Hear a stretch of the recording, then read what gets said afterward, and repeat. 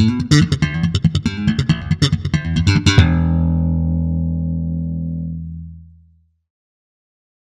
again, Mark here from Talkingbass.net. This week I've got a really simple little bass pattern for you to try that'll seem really easy on the face of it, but try out some of the simple little tips that I've got to show you and it could be a great way of developing your note control and feel.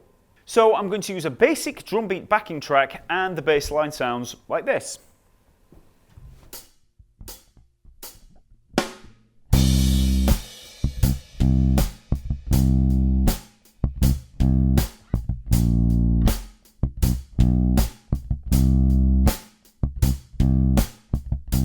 So, first of all, let's just get that bass line under our fingers. So I'll just run through the notes and what we've got there, and then I'll go a little bit further in detail. So, we start on a C, 3rd fret of the A string, and we play that on beat 1, and then we have 2 beats on 3 and. So, 1, 2, 3 and, okay? And we also have some ghost notes in there. So we have a ghost note leading into 3, so...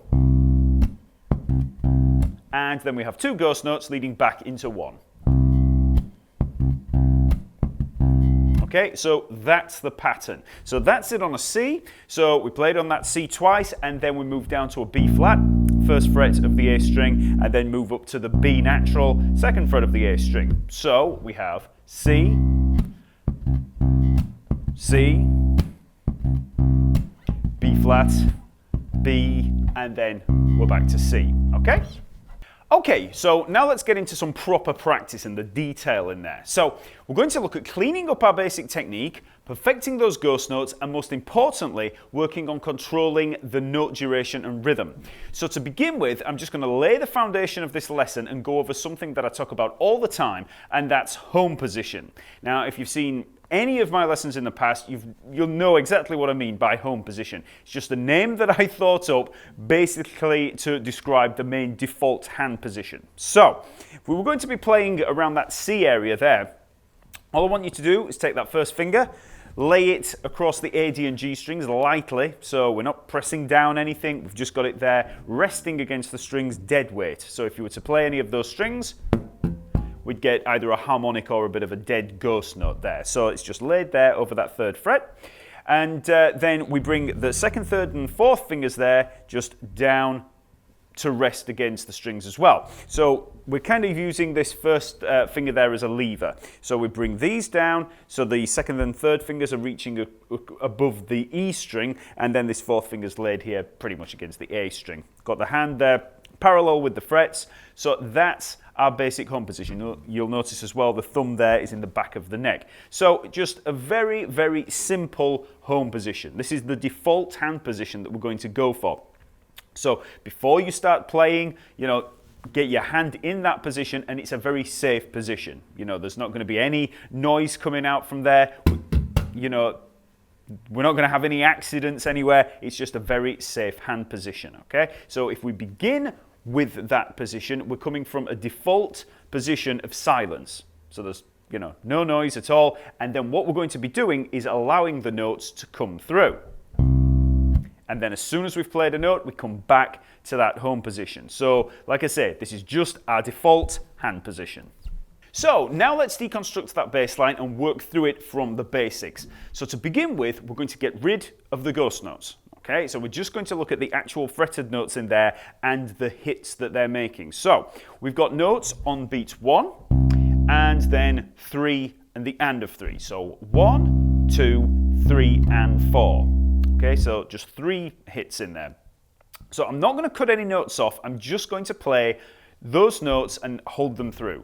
1, 2, 3 and 4. So you can see there I'm not cutting anything off. We're just playing through with it. And when I play with the drum track, you'll be able to hear that we're actually doubling the bass drum in there. So you want to concentrate on locking in with that bass drum and synchronizing with those deep punches. Okay, so here it is with the drum track. 1, 2, 3 and 4. 1, 2, 3 and 4.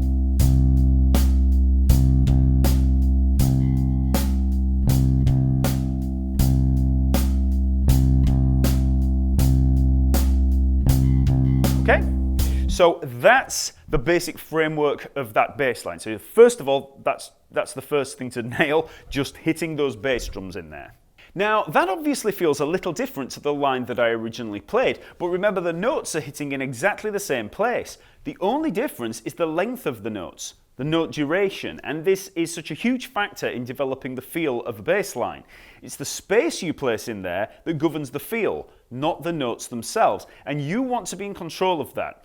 Some of my students have tried repeating a bass line that I've set for them, and they always wonder why it sounds a little different, but it's because you can get trapped in concentrating too much on placing the notes in there and getting from one note to the next, and when that happens you tend to neglect the control. Deficiencies in your technique can start to dictate the feel, and you don't want that. You want to be in control of that note duration. So now we're going to try cutting the notes off on beats 2 and 4, okay? So we want to start in home position. So we're going to have the first finger there, just laid there, rested over the 3rd fret. We're not pressing anything down at all. Just bring those fingers down, home position. So that's our default starting position. Then when we have beat 1, we simply apply pressure with that first finger to the C there, the 3rd fret, and we slightly raise the 2nd, 3rd, and 4th fingers. So start home position and then 1, okay? And we pluck at the same time. So we've got 3 actions all at the same time. We're applying pressure, raising these fingers, and plucking, okay? So 1, okay? Now when we get to beat 2, we're just going to go straight back to our original home position. Now I don't want you to be thinking, bring the fingers back down and release pressure, anything like that. It's too many processes to think about. You want it to simply be the muscle memory that you've gained of the original home position. You want to get used to just, like I say, by default, going back to that. So there's the position, we pluck, and then simply rest back to the home position. Okay? And for a little extra damping, you could also bring that finger down onto the string, and that would mean that the finger's ready to pluck on the next note. Okay, so you could just go round and round, 1, 2, 1, 2, 1, 2, play on 1, damp on 2. So 1, 2, 1, 2, 1, 2, 1, 2. Like I say, don't think bring the fingers down, just think back, just relax back to the home position, and when you do that, it will automatically cut the note off. Okay, 1, 2, 1, 2, 1, 2. So next we just add beats 3 and 4. So we play 2 notes on 3, so 3 and then we cut off on 4. Okay, so the overall line is 1, 2, 3 and 4.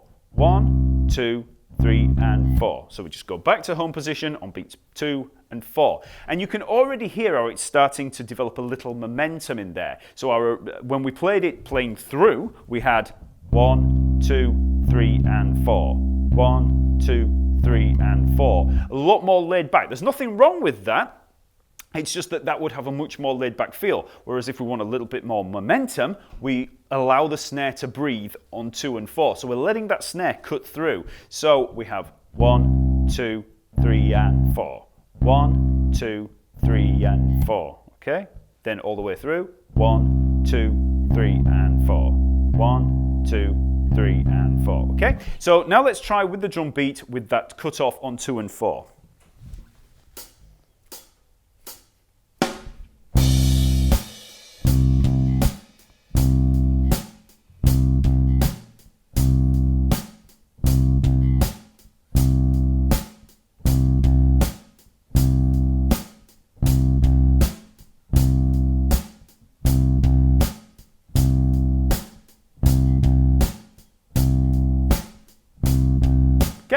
So, like I say, you can hear that snare cutting through. Now I'll just play it again, and this time I'm just going to play through, and just listen to the difference in the feel.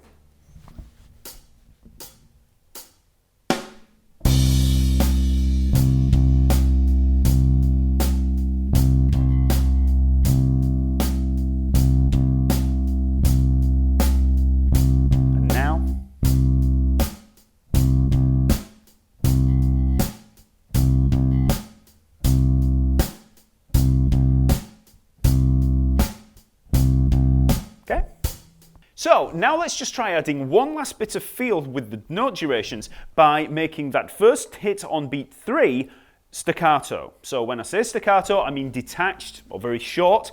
So we're going to have 1, 2, 3, and 4. Okay?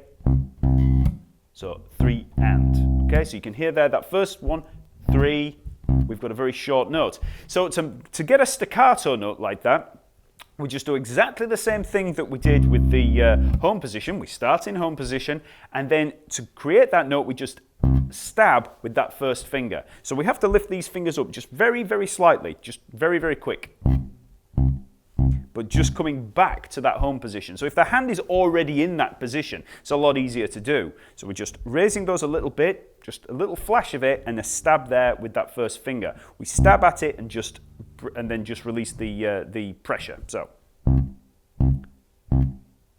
just get used to playing a note like that on a C. Get as short as you can. Because if you can play as short as that, with those little staccato notes, and then you can play long held notes into each other, they're the two extremes.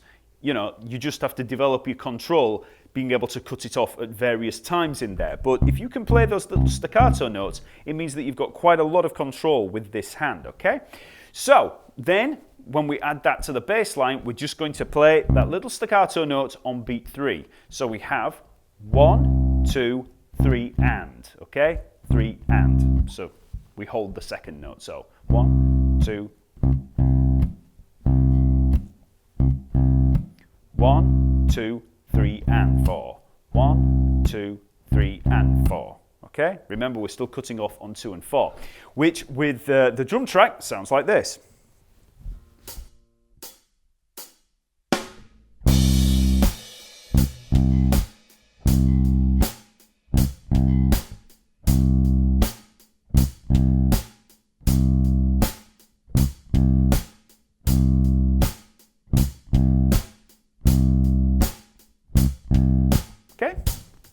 Okay, now let's have a look at those pesky little ghost notes in there. And this is actually taken care of by that home position. If you've ever had any problems getting ghost notes to work for you, then it might be that you're concentrating too much on trying to create them. If you're thinking of the notes first, like hold this note down and then, you know, hold these fingers down to get the ghost note, it's just not going to be that natural. The great thing about this home position is that we get ghost notes by default.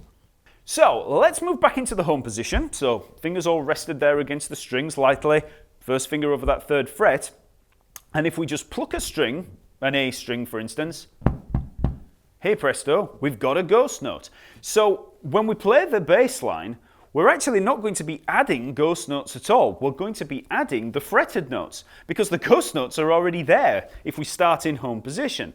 So, you know, when that home position is our default go-to hand position, we don't have to think about the ghost notes, okay? They'll already be there. So, let's just try a very simple exercise, just playing 2 ghost notes leading into a fretted note. So, we're going to play these on a C. So, we start in home position, play 2 ghost notes. These are going to be 16th notes. So we're going to have, okay, and then the C. Now, you'll notice with most ghost note bass lines that ghost notes actually lead into a beat. So I'm playing these 2 16th notes leading in. So we would have 3, 4, E, and da. So on the and da. Don't worry about that too much. Just listen to what I play and, you know, try and nail it. But the exercise is going to sound like this.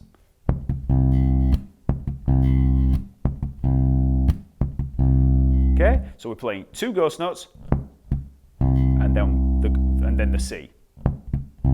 Start slowly to begin with. So remember, home position, and then allow the C to come through. Then back to home position to cut it off, and then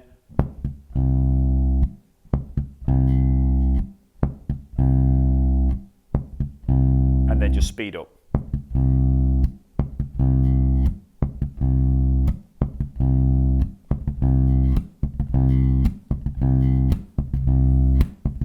Okay? So now adding the ghost notes into the bass line should be pretty easy. So all we have is a single ghost note leading into beat 3. And then we have 2 ghost notes leading back into beat 1.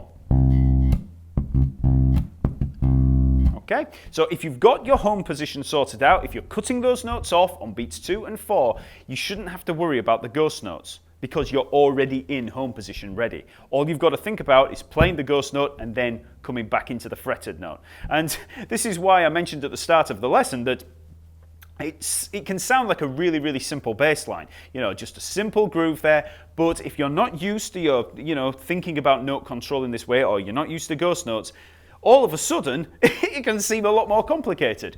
So the overall bass line slowly sounds like this.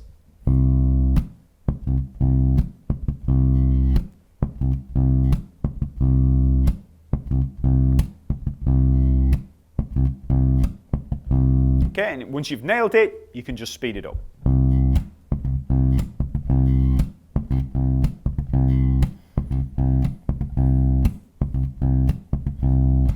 Lastly, all we have to do is add the B flat and the B in there. So, start on the C, play that twice.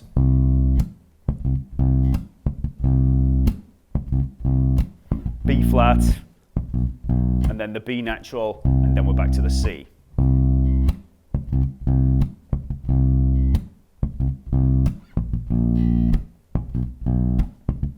So we have the single ghost note leading back into the B natural, and then we have the two ghost notes leading into the C.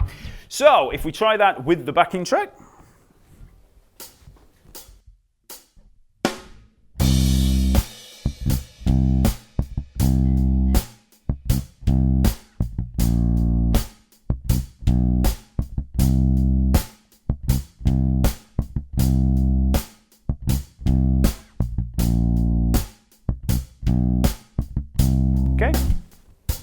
Okay, so hopefully that should help with drawing your attention to some parts of bass playing that you might have overlooked in the past and might actually clean up some of the bass lines that you're working on right now. Remember, the material, including the drum track, is all available to download from talkingbass.net, so just follow the link in the info below. And while you're there, check out the free lesson map for literally hundreds more bass lines on every bass topic. They're all categorized for ease of navigation, and then if you sign up to the site for free, you'll gain access to even more free stuff in the members area. There's free ebooks, backing tracks, bass riffs to learn, and much, much more. So get on over to Talking Bass, and I'll see you next week.